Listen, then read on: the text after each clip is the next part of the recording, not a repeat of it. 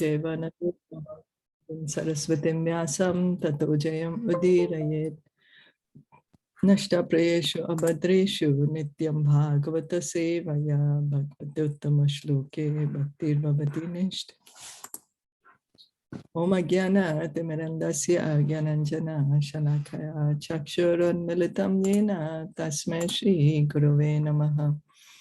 Sri Chaitanya Manobhistam Sthapitam Yena Bhutale Swayam Rupa Kadamayam Dadati Swapadantikam Vandeham Shri Guru Shri Yuta Padakamalam Shri Gurun Vaishnavamscha Shri Rupam Sagrajatam Sahagana Raghunathan Vitam Tam Sajivam Sadvaitam Savadutam Parijana Sahitam Krishna Chaitanya Devam Shri Radha Krishna Padan Sahagana Lalita Shri Vishakhan Vitamscha Ye Krishna Karuna Sindhu Dinabandho Jagatpate Gopesha Gopika Kanta Radha Kanta Namostute Tapta Kanchana Gaurangi Radhe Vrindavaneshwari Rishabhanu Sute Devi Pranamami Hari Priye Nama Om Vishnupadaya Krishna Prishtaya Bhutale Srimate Bhaktivedanta Swami Iti Namine Namaste Saraswati Deve Gauravani Pracharine Nirvisesha Shunyavadi Paschatya Deshatarine Vanchakalpa Tarubhyascha Kripa Sindhu Vaevacha Patitanam Pavanebhyo Vaishnavebhyo Namo Namaha. Jai Sri Krishna Chaitanya Prabhu Nityananda Shri Advaita Gadadhara Shri Vasadi Gaura Bhakta Vrinda. Hare Krishna Krishna Krishna Hare Hare Hare Rama Rama Rama Hare Hare. We're continuing with our reading of Srimad Bhagavatam, Canto 3, Chapter 7, Text 17. We have just begun this shloka. Yascha mudattamo loke, yascha buddhe param gataha, tav ubhau sukham edhete, klishyati antarito janaha. Translation and purport by His Divine Grace, A.C. Bhaktivedanta Swami Srila Prabhupada. Both the lowest of fools and he who is transcendental to all intelligence enjoy happiness, whereas persons between them suffer the material pangs. The lowest of fools do not understand material miseries. They pass their lives merrily and do not inquire into the miseries of life. I'm sorry. Such persons are almost on the level of the animals who, although in the eyes of superiors are always miserable in life, are unaware of material distresses. Unaware of material distresses. A hog's life is degraded in its standard of happiness, which entails living in a filthy place, engaging in sex enjoyment at every opportune moment, and laboring hard in a struggle for existence. But this is unknown to the hog. So like how the pig is actually enjoying, the hog is enjoying living in all this filthy place that it lives in. It says, oh, such nice comfort and all whatever the hog eats. But when we see that, we say, oh my God, how can a pig do that, you know? But that's what the pig is used to, and that's what the pig likes. And because we have a higher consciousness than the hog, we are saying, oh my God, how can he be happy doing that? Similarly, we are engaging in so many activities and we are saying, oh, so nice, we are so comfortable. And I'm enjoying my life. But someone with a higher consciousness, when they look at us, they say, oh my God, why are you struggling so hard, you know? Why you're engaging in sources of misery? So similarly, human beings who are unaware of the miseries of material existence and are happy in sex life and hard labor are the lowest of fools. Yet, because they have no sense of miseries, they supposedly enjoy so-called happiness. So this is what is it. Because we have no sense of misery, so we are saying, oh, I'm enjoying my life so much. We are not understanding that we are engaging in those very activities which are causing, which are going to elongate our misery. The other class of men who are liberated and are situated in the transcendental position above intelligence are really happy and are called Paramhamsas. But persons who are neither like hogs and dogs, nor on the level of the Paramhamsas, feel the material pangs, and for them, inquiry about the supreme truth is necessary. So either the persons who are really grossly ignorant or persons who are liberated, only they are enjoying. And the rest, everyone is feeling the hard struggle for existence, is feeling, oh, what is all this life about? This material world is such a place of misery. And for them, then for them, it becomes easier to inquire. Athato Brahma Jigyasa.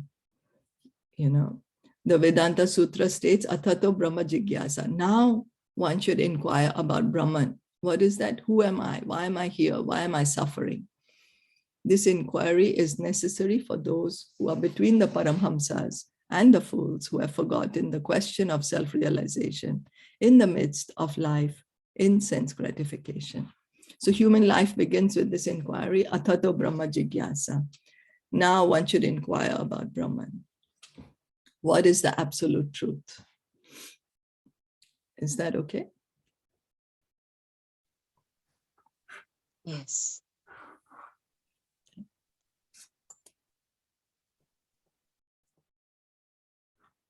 Text 18. Artha bhavam vinischitya pratitasyapi natmanaha tam chapi yusmak charana seva yaham paranude. But my dear sir, I'm obliged to you because now I can understand that this material manifestation is without substance, although it appears real. I'm confident that by serving your feet, it will be possible for me to give up the false idea. So Vidur is telling this to Maitreya Muni. The sufferings of the conditioned soul are superficial and have no intrinsic value, like the cutting off one's head in a dream. Yet, although this statement is theoretically very true, it is very difficult for the common man or the neophyte on the transcendental path to realize practically. However, by serving the feet of great transcendentalists like Maitreya Muni, and by constantly associating with them, one is enabled to give up the false idea that the soul suffers from material pangs. So Vidur is saying, oh, because his inquiry was that although the soul is pure, then why does it get covered and why does it get ignorant? And in that ignorance, why does it suffer? So now he's telling Maitreya Muni, by your mercy, you have clarified my doubt. Now I understand that the soul actually never suffers. It is like we are seeing our head cut off in a dream. Now, if our head is being cut off, how could we be able to see it? So we are not able to realize this practically at our stage, that, oh, I'm not the body, I'm the soul, I'm not really suffering. What's suffering is the body, not me. The diseases are for the body, it's not for me. But how can we realize this point? By engaging in service, by serving the pure devotees. And here, of course, the example is given of Maitreya Muni, by serving them, serving him, associating with him. So for our stage, what do? We continue to hear Srimad Bhagavatam is spoken by Sukadev Goswami. So like that, we are associating with Sukadev Goswami. And by serving the Bhagavatas, the pure devotees, when we are serving the pure devotees, then gradually our ignorance will be destroyed.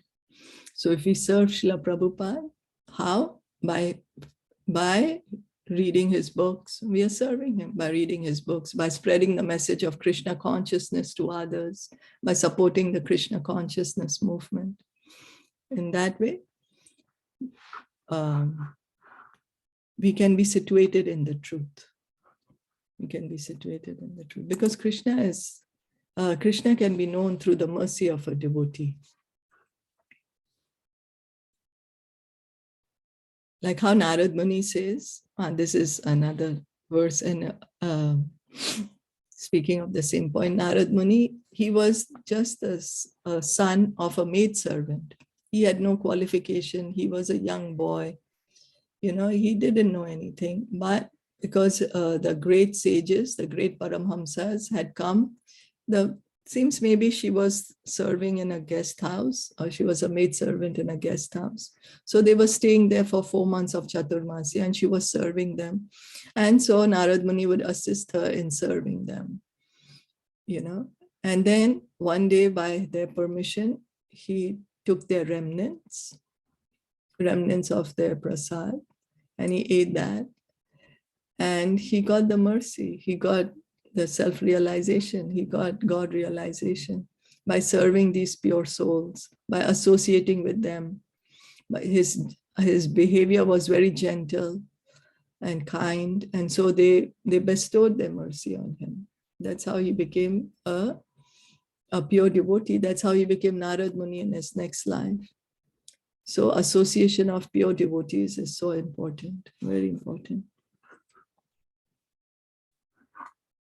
Reading on, text 19, Yat Sevaya Bhagavataha Kutasthasya Madhudvishaha Ratiraso Bhavet Tivraha Padayor Vyasanardanaha.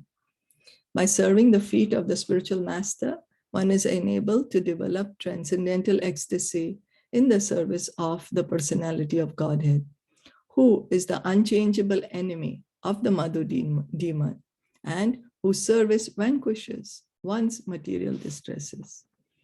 The association of a bona fide spiritual master, like the sage Maitreya, can be of absolute help in achieving transcendental attachment for the direct service of the Lord.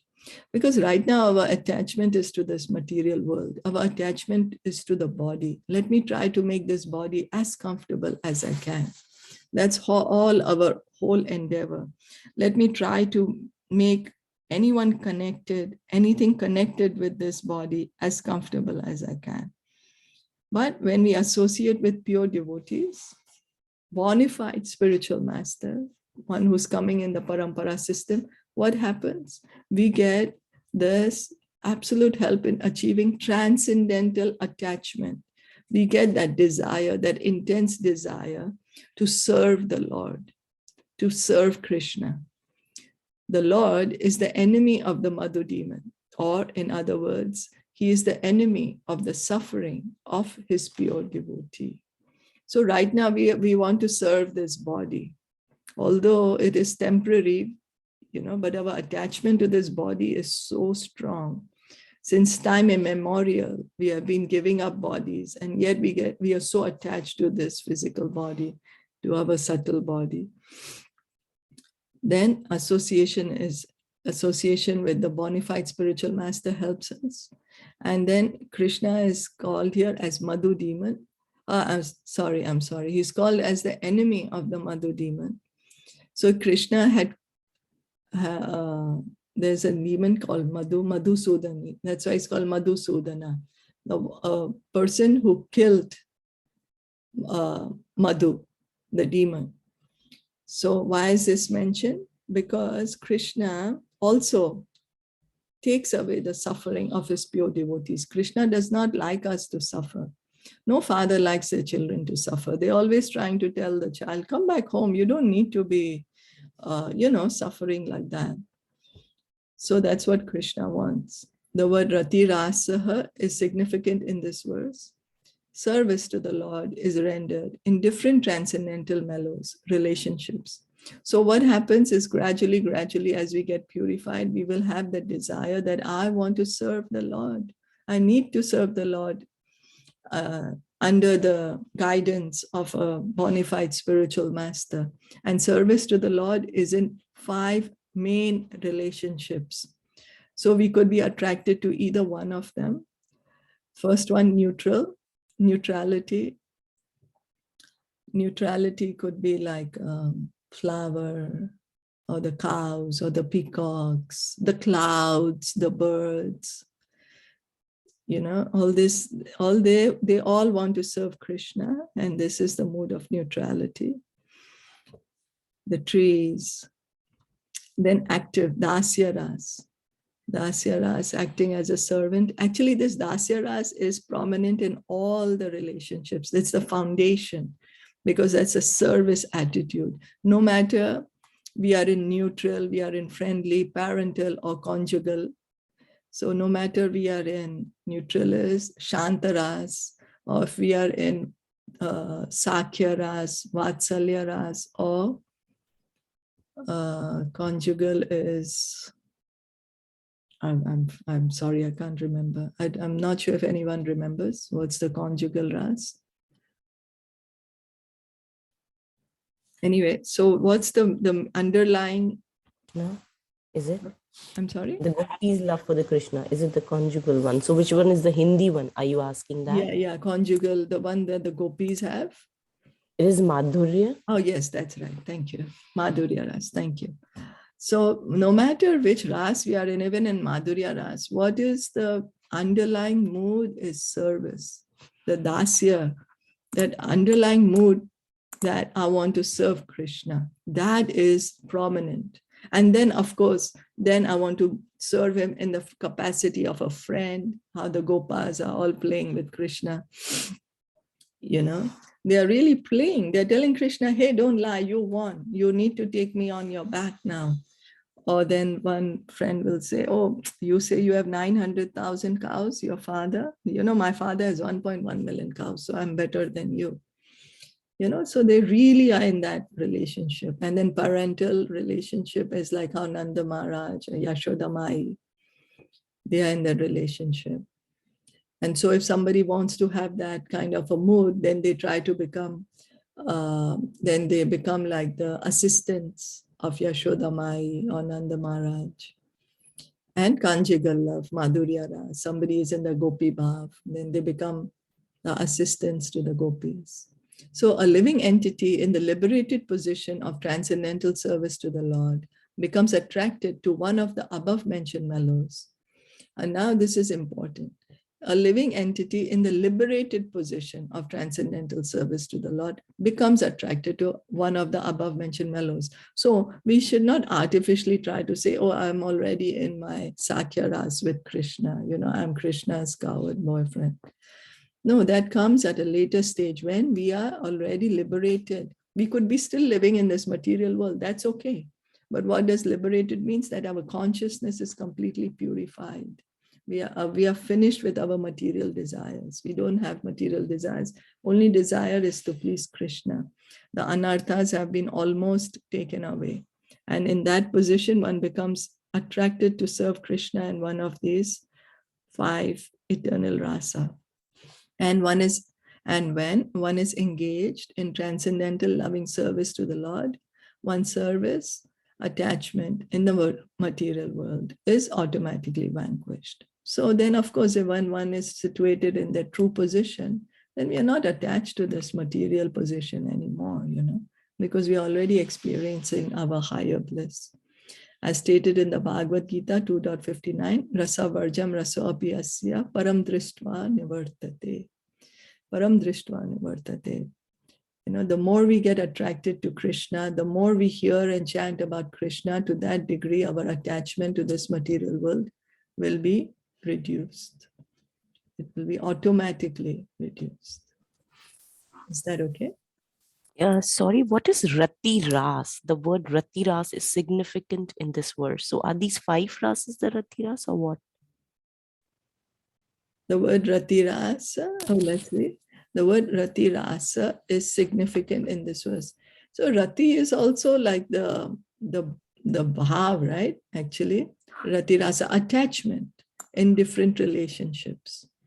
So when one gets attached to Krishna, to serving Krishna in either one of these 5 relationships, that's what's the point being said. Okay. And as you mentioned, that liberation is that when we are purified and the material desires are over, right? Yes. But that is very, very difficult, because where we are, we might have one or the other desire, right? Yeah. So the liberation is a very, very, very, very, very high thing. Okay. Yeah. This is at the point of nishtha almost. You know, after anartha nivriti,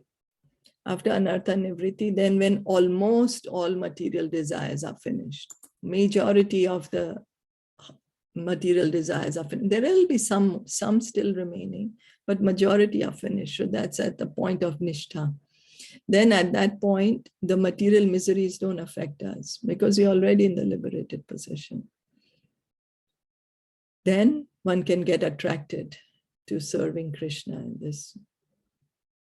in the original capacity. Okay. But then what happens is we should not give up hope or anything. We just continue. It will happen. The purification will keep happening. We just keep on hearing and chanting. You know, at least we started the process. And keep that strong desire that I want to be situated in my relationship with Krishna. Keep having that desire and have the desire, I want to go back home, back to God at the end of this life.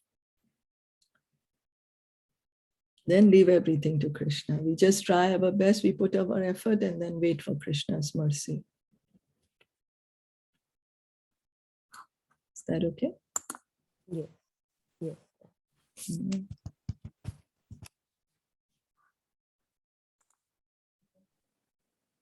Hare Krishna, Bobby. Yes, Hare Krishna. I have one question. If first should be get rid of the material world or to know our own self? Because whatever desires are attracting, because of this, we identify ourselves with body. So our practice should be get rid of the material world or to get rid of from this strong belief that I am this body. I'm sorry, the first one is what? Get rid of the material world? I couldn't. Desire for the material world or get rid from the wrong belief of that I am this body. So what happens? Sarvapadi Vinirmuktam. The more we engage in bhakti, the more we will be giving up these designations. I'm the body, I'm a man, I'm a woman, I'm Indian, I'm American, all that. It can happen only when we engage in bhakti. So the more we hear and chant, it automatically happens. We will get our attachment to the material world will reduce. Means what? Means we will slowly give up the designation of the body. And then how does it happen? Sarvapadi Vinirmuktam. It happens by Rishikena Rishikesha Sevanam Bhakti Rochyate. By engaging our senses in the service of the master of the senses. Rishikena Rishikesha Sevanam Bhakti Rochyate. Master of the senses is Krishna. So we engage our senses in his service. Then what happens? Our senses will be purified. Then we will be released from all these designations. So in bhakti, what happens? It's like an automatic. We just keep on hearing and chanting, and automatically we don't have to artificially endeavor. It just automatically happens. Our attachment to the material things reduces to that degree as we are sincerely engaging in bhakti. So the results are, the more we engage, the more results we'll get, faster results like that, you know. Very nice reply. Thanks, Bobby. Yeah, welcome. Yeah. So let's read on. Text 20. Durapahi alpa tapasaha seva vaikunta vartamasu yatro pagiyate nityam deva devo janardanaha. Persons whose austerity is meager can hardly obtain the service of the pure devotees who are progressing on the path back to the kingdom of Godhead, the Vaikunthas. Pure devotees engage 100% in glorifying the Supreme Lord, who is the Lord of the demigods and the controller of all living entities. The path of liberation, as recommended by all authorities, is to serve the Mahatma Transcendentalist. So even how we say Nityam Bhagavata Sevaya, every morning we read that before starting the Bhagavatam, Nityam Bhagavata Sevaya. It means that regularly hearing the Bhagavatam and serving the person Bhagavat. The person Bhagavat is who's living his life according to the instructions of the Bhagavatam. Pure devotee means their only desire is to please Krishna. Yeah, that's why it's written, pure devotees engage 100% in glorifying the Supreme Lord. Means there is no tinge of any material desire in them.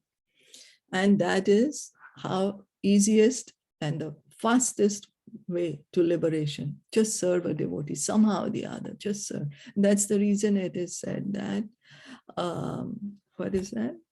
That even a moment's association with a pure devotee, even a moment's association of a pure devotee brings our greatest fortune.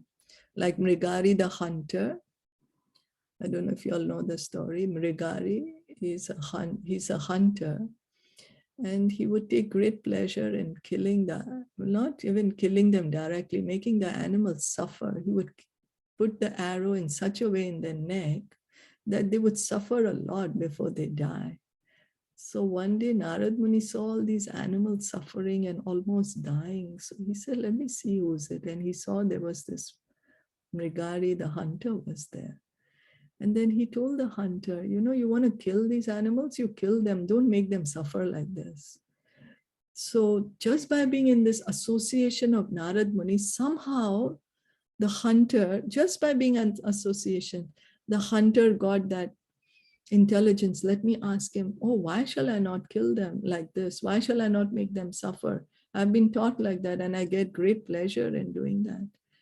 And Narad Muni said, no, because like this, you're going to have very, very bad karma. All these animals you're killing, you're going to be born as them, and then they are going to be killing you. So he said, really? I've been doing that since so long, and that's the only thing I know how to do. That's the only way I know how to feed myself. What shall I do? Then Narad Muni told him, you give up all this. Give up this wealth that you have collected by killing the animals, and you just take a tulsi plant, chant the Hare Krishna mantra. And Mrigari the hunter did that. He said, but what will I eat? Narad Muni said, don't worry, you'll have enough food. And the word spread that this hunter has become a great sadhu, and people would come to visit him. And whenever we go to visit sadhu, we bring something for or the other.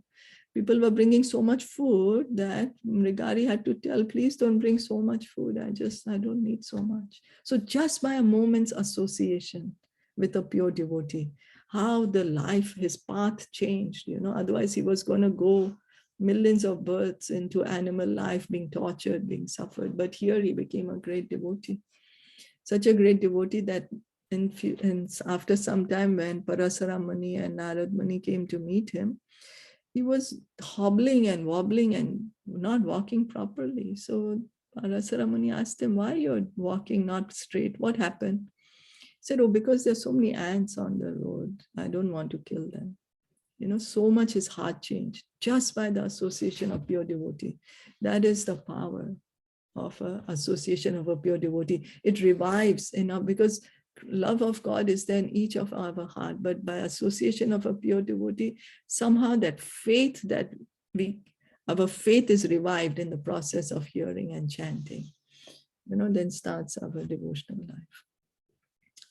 So as far as Bhagavad Gita is concerned, the Mahatmas are the pure devotees who are on the path to Vaikuntha, the kingdom of God, and who always chant and hear the glories of the Lord, rather than talk of dry, profitless philosophy. This system of association has been recommended since time immemorial, but in this age of quarrel and hypocrisy, it is especially recommended by Lord Sri Chaitanya Mahaprabhu. Even if one has no assets of favorable austerity, if he nevertheless takes shelter of the Mahatmas who are engaged in chanting and hearing the glories of the Lord, he is sure to make progress on the path back home, back to Godhead. So sadhu sangha, sarva siddhi hoye, sadhu sangha, what's that? Sadhu sangha, sarva shastra kahe. Ekmatra sadhu Sadhu sangha. love matra Yeah. sadhu sangha sarva siddhi hoye. Yeah, thank you. Yes, thank you. That's the verse in Chaitanya Charitamrita, that just a moment's association, all the scriptures, all the revealed scriptures have that just a moment of association with a pure devotee, sarva siddhi hoy, we can get the perfection of life. So that's the glories of the pure devotee. They are so pure, they can purify our heart. So we'll stop here for today.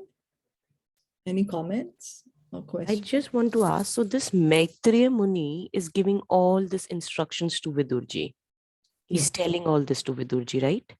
Maitreya Muni told already to Vidur, and now Vidur is speaking. This previous verse, Hmm. these verses, few verses which we have been speaking, Vidur is speaking to Maitreya. Okay, Vidurji is repeating it to Maitreya Muni. Yes, he's saying that, okay, now, because he's saying now, just by with your association, my ignorance is gone away. Just by associating with pure devotees, one can get liberation, can get perfection. Okay. This is what Vidur is saying to Maitreya. Okay. Yeah. So we'll stop here for today. Thank you so much for joining in. Hare Krishna. Krishna.